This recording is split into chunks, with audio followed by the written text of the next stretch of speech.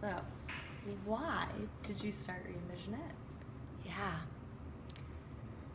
I started REENVISIONED because I come to realize that we need systems change in schooling, that it's not going to be about changing one kind of small program. It's not going to be about creating a new curriculum or a set of activities or changing the management structure of a school.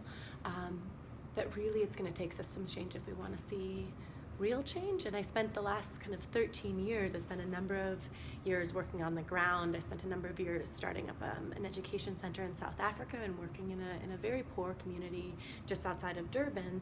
And then I worked with the National Department of Education there. And so I really got to see things kind of from all these different levels. And I came to Stanford partly to figure out, like, why weren't we doing it right? Like, somebody had to know how to do this well.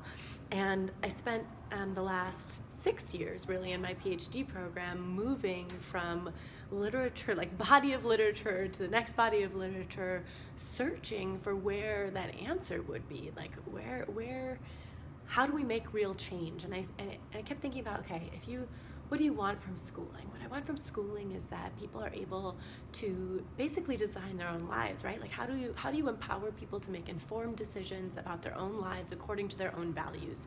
How do you empower people to become agents of change in their lives and in their communities?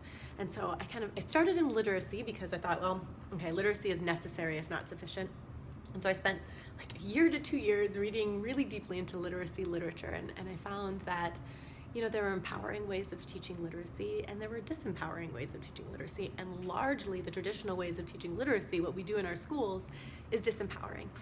And after I kind of figured out that it wasn't going to, like, the answer wasn't going to be in literacy, and so I moved into second language acquisition. My kids in South Africa, they learned in Zulu before transitioning into English, and all over the world we see a lot of kids start in a first language and have to learn in a different language in school. And so and similarly in second language acquisition, I found that there were empowering ways of thinking about second language acquisition, and there were disempowering ways of thinking and teaching second language acquisition.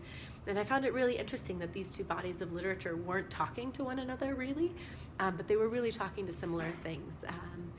And even that wasn't enough. So then from there I went into, like socio-emotional development and whole child development, and then I went to character development, and then I moved into social psychology. And throughout this time I'm TAing classes in sociology of education, and I'm teaching classes in kind of the history of school reform, and my background is actually in economics and social policy. And so all of these things were kind of coming together in my head to make me realize that it wasn't going to be, I could spend the rest of my life focused on one of these areas and still leave a system that I thought was really fundamentally harming people, harming children, and harming educators.